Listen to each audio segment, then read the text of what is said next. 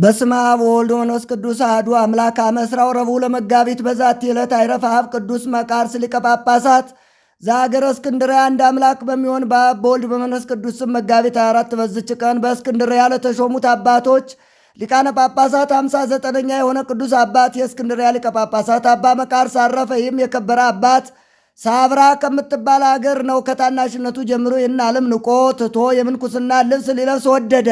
ወደ አስቄጥስ ገዳምን በመግባት በታላቁ አባ መቃርስ ቤተ ክርስቲያን ውስጥ መነኮሰ። በተጋድሎም ተጠመደ። ከእርሱም በጎ ሥራዎችና ትሩፋቶች ተገልጸው ታዩ። ከእርሱ አስቀድሞ የነበረ ሊቀ ጳጳሳት አባ ቆዝሞስ ባረፈ ጊዜ ኤጲስቆጶሳቱ ይሾሙት ዘንድ በአንድ ምክር ተስማምተው ለእስክንድርያ ሊቀ ጳጳሳት አድርገው ያለ ፈቃዱ ሳይወድ በግድ ሾሙት። ወደ እስክንድርያም ይዘው ሲሄዱ እግረ መንገዱን ከተወለደባት አገር ደረሰ። እናቱም በዚያ በሕይወት አለች። እርሷም የዚህን የኃላፊውን ዓለም ክብር የምትጠላ እግዚአብሔርን የምትፈራ እውነተኛ ሰው ናት። ወደ እርሷም እንደመጣ ስለ እርሱ በሰማች ጊዜ ልትቀበለው አልመጣችም። ነገር ግን እርሷ ወዳለችበት ቤት ገባ። ተቀምጣም ትፈትል ነበር። በሰላምታ ልትገናኘው ያልተነሳችው ያላወቀችው መስሎት እኔ ገሌ ልጅሽ አይደለሁምን? ለምን ሰላምታ ትሰጭኝም ወይስ አላወቅሽኝም? አላት።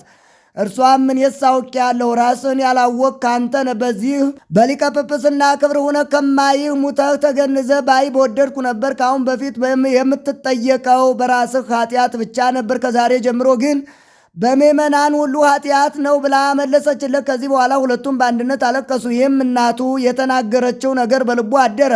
ስለ ራሱ ድነትና የምዕመናንንም ነፍሳቸውን ለማዳን መጻሕፍትን በማስነበብ በመምከርና በመገሰጽ እያነቃ ሲታገል ኖረ። ደግሞ በእውነተኞች ካህናት ምስክርነት በቀር ካህናትንና ኤጲስቆጶሳትን ከመሾም የሚጠነቀቅና የሚጠበቅ ሆነ። ከቤተ ክርስቲያንም ገንዘብ የማይገባውን ምንም አይወስድም ነበር። ኤጲስቆጶሳትንና ቀሳውስትን ወገኖቻቸውን ጥቅም ባላቸው በቅዱሳት መጻሕፍት ቃል በመምከር ይጠብቋቸው ዘንድ ያዛቸው ነበር። በሰላምና በጸጥታ ሆኖ በማርቆስ ወንበር 20 ዓመት ኖረ። በሹመቱም ወራት አብያተ ክርስቲያናት ተቃንተው ተስተካክለው ያለመቋረጥ በጸሎትና በቅዳሴ ተሰርተው አገልግሎት ሲሰጡ ኖሩ። ከዚህም በኋላ በሰላም አረፈ። በጸሎቱ የምትገኝ በረከቱ ከኛ ጋር ለዘላለሙ ትኑር አሜን። ሰላም ለሊቀ ጳጳሳት መቃራ ማገረ ሳብራ አቂበ መሬቱ አጽና እንበለ መከራ እንተ መሐረቶ በሰናይ ምግባራ ሶበተዘከረ ለእሙ ነገራ።